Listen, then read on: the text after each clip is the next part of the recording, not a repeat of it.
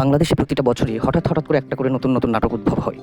এই নাটকগুলো রচনা করেন স্বয়ং সরকার, দেশের আইন, দেশের বিভিন্ন সরকারি অধিদপ্তরগুলো। তারই একটি ধারাবাহিকতায় সদ্য মিরপুরে যে ঘটনাটা ঘটলো মদের বাড়ির দোকানে, সেখান থেকে শত শত তরুণ ছেলে মেয়েকে গ্রেপ্তার করা হলো। আবাসিক হোটেলগুলোকে রেড দিয়ে সেখান থেকেও অনেক মানুষজনকে গ্রেপ্তার করা হলো।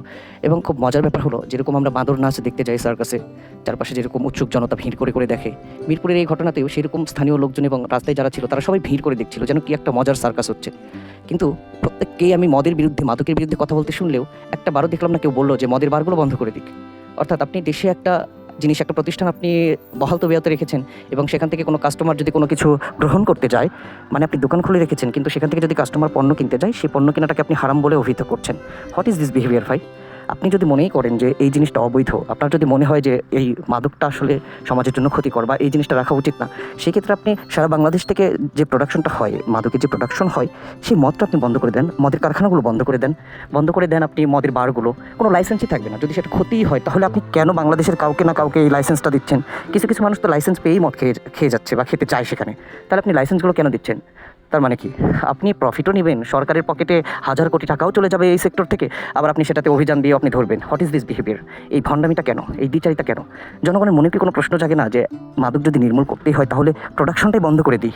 যদি মাদকের প্রোডাকশনই না হয়, যদি ধরেন যে উৎপাদনই হচ্ছে না বা বাইরে থেকে আমদানিও হচ্ছে না, আমদানির উপরেই নিষেধাজ্ঞা, তাহলে তো আর এই জিনিসটা ঘটে না। আপনারা সব কিছু খোলা রাখবেন, আবার দুই একদিন পরপর নাটক করবেন যে আমরা মাদক নির্মূল করতে আসছি। এই ফালতু আলাপ দিয়েন না, এটা একটা থার্ড ক্লাস আলাপ। এবং এই কারণে, শুধুমাত্র এইসব কারণেই না বাংলাদেশে কখনো উন্নতি হবে না। কারণ আপনি বীজ বা গাছ তৈরি করে রেখে আপনি বলছেন এর থেকে ফল না আসুক, এইটা তো হলো না। মানে বাংলাদেশের মানুষ যে কবে একটু বুদ্ধি হবে, বাংলাদেশের প্রশাসনের কবে বুদ্ধি হবে আল্লাহ জানে। অথবা তাদের বুদ্ধি আছে, বুদ্ধি যে নেই তা না, তারা শুধু লাভটা পেতে চায়, সমাজ ধ্বংস হয়ে যাক কিন্তু তাদের লাভটা রাখবেই।